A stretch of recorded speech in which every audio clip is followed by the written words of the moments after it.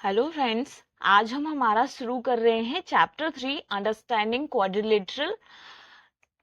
ये इस चैप्टर का इंट्रोडक्शन पार्ट है जिसमें हम सबके बारे में जानेंगे कि कर्व क्या होता है, पॉलीगन्स क्या होते हैं, क्लोज कर्व क्या होता है, ओपन कर्व क्या होता है, इरेगुलर पॉलीगन्स क्या होते हैं। इन सब के बारे में हम इस वीडियो में जानेंगे। फिर उसके बाद हम उसके बेस पर उसकी जो एक्सरसाइज दी गई है उनको वन बाय वन करेंगे। तो सबसे पहले हम देखेंगे कि प्लेन कर्व क्या होता है। प्लेन कर्व होता है कि किसी भी प्लेन सरफेस पर जो हम पेंसिल से कोई भी एक शेप बनाते हैं विदाउट लिफ्टिंग अ पेंसिल, बिना उस पेंसिल को उठाए, जो हम प्लेन सरफेस पर एक कुछ भी लाइन सेगमेंट के द्वारा कुछ भी ड्रॉ करते जाते हैं या विदाउट लाइन सेगमेंट भी कुछ भी ड्रॉ करते हैं तो वो एक प्लेन कर्व हो जाता है। ये एक कर्व है जो कि प्लेन कर्व है। मतलब इसमें हमने पेंसिल उठाया नहीं, लास्ट स्टार्टिंग से एंड तक जो भी बनाया उसमें हमने पेंसिल को बिना उठाए बनाया है, तो ये प्लेन कर्व हो जाता है। अब इसी तरीके से हम देखेंगे कि एक ओपन कर्व क्या होता है। ओपन कर्व जिसमें जो स्टार्टिंग और एंडिंग पॉइंट है वो कभी मीट नहीं करती, वो क्या हो जाता है, ओपन कर्व हो जाता है। जो तभी ये क्या होता है, ये खुला होता है, जिसमें ये स्टार्टिंग पॉइंट और ये एंडिंग पॉइंट कभी भी मीट नहीं करेगी, तो ये ओपन कर्व हो जाता है। और क्लोज कर्व क्या हो जाता है, जिसमें स्टार्टिंग और एंडिंग पॉइंट मिलके एक शेप बना देता है, उसको क्लोज कर्व बोलते हैं।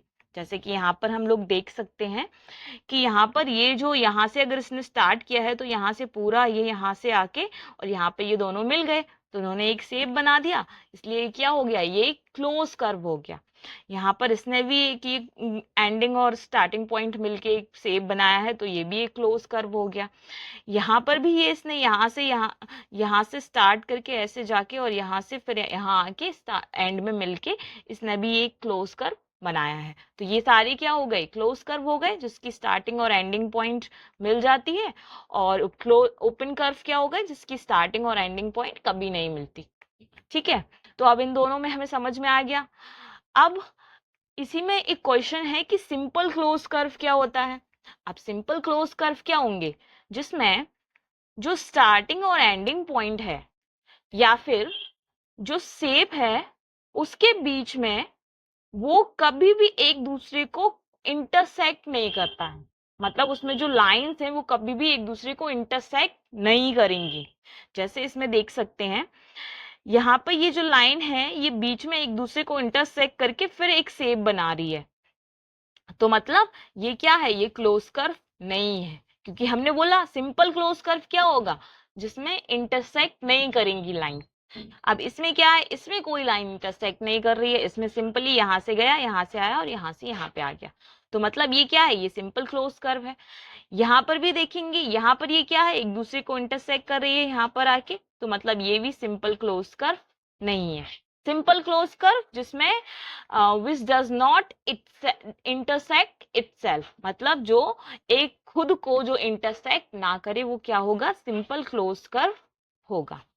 अब इसी तरीके से हम आगे देखेंगे कि पॉलीगन्स क्या होते हैं। जो पॉलीगन्स होते हैं, ये पॉलीगन्स क्या होते हैं।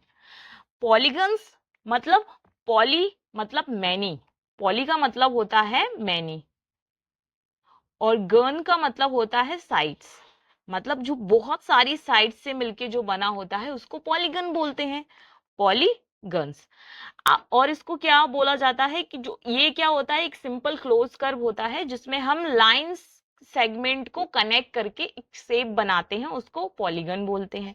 जैसे हमने लाइन सेगमेंट, एक ये लाइन ली, एक ये लाइन ली और एक ये लाइन ली और एक ये लाइन, तो ये जो लाइन सेगमेंट है इनको कनेक्ट करके हमने एक शेप बना दिया, तो ये क्या हो गया, पॉलीगन हो गया।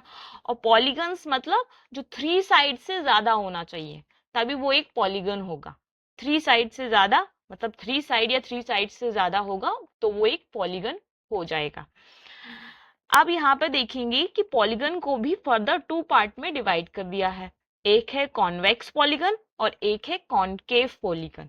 अब हम इसमें देखेंगे कि कॉन्वेक्स पॉलीगन और कॉनकेव पॉलीगन डिफरेंट क्यों है, मतलब इनमें जो डिफरेंस है वो किस तरीके से ये एक दूसरे को अलग करते हैं। तो हम सबसे पहले देखेंगे कॉन्वेक्स पॉलीगन क्या होता है। कॉन्वेक्स पॉलीगन वो होता है जिसकी ईच साइड क्या होगी, लेस देन 180 डिग्री होगी। जिसकी ईच साइड क्या होगी, लेस देन 180। हम यहाँ पर देख सकते हैं, यहाँ पे जो जितनी भी साइड हैं वो लेस देन 180 डिग्री है। हम चाहें तो उसको मेजर भी कर सकते हैं, क्योंकि ये 8 साइड का है, 8 से 360 को डिवाइड कर देंगे, क्योंकि एक पॉलीगन 360 डिग्री का होता है। तो 360 से इसको डिवाइड करेंगे, 8 से 360 को डिवाइड करेंगे तो हमको इसकी साइड मिल जाएगी। हम देख सकेंगे कि वो 180 से तो छोटी ही होगी।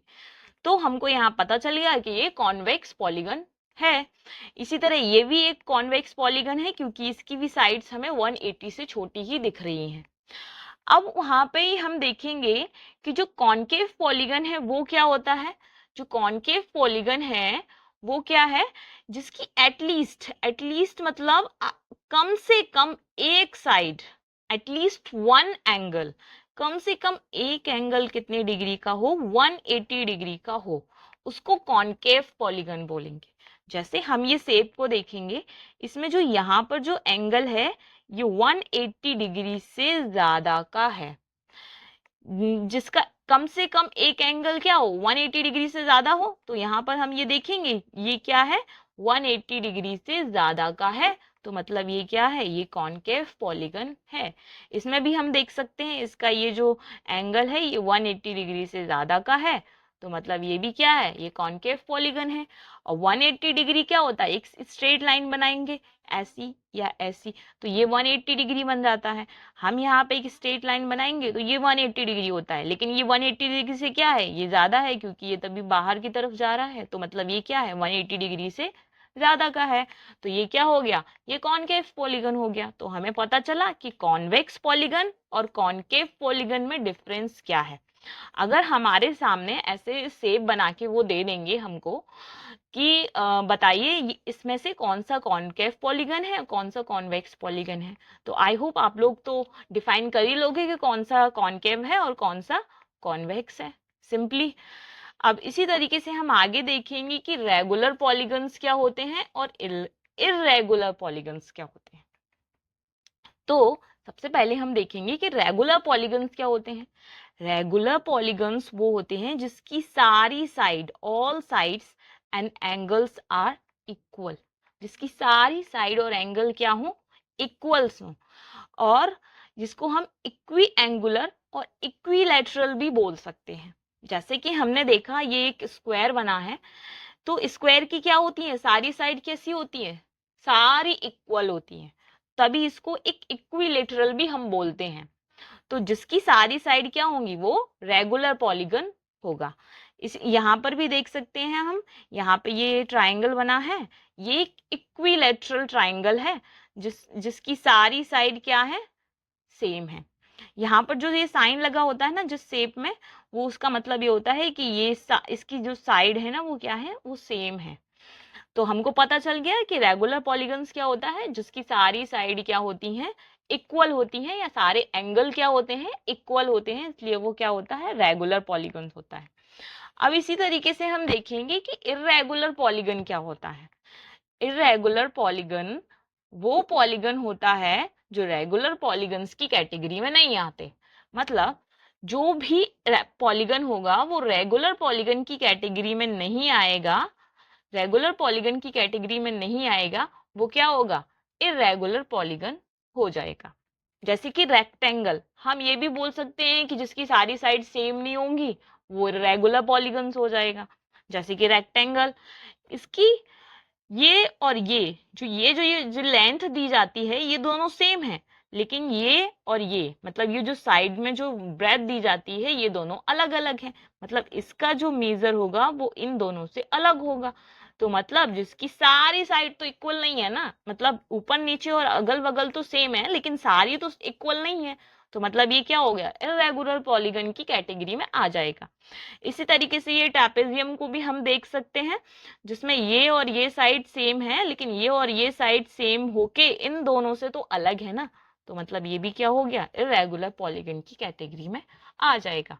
तो हमको पता चल गया कि रेगुलर पॉलीगन क्या होता है, रेगुलर पॉलीगन क्या होता है, कॉनकेव पॉलीगन क्या होता है, कॉन्वेक्स पॉलीगन क्या होता है, क्लोज सिंपल क्लोज कर्व क्या होता है, क्लोज कर्व क्या होता है, और ओपन कर्व क्या होता है।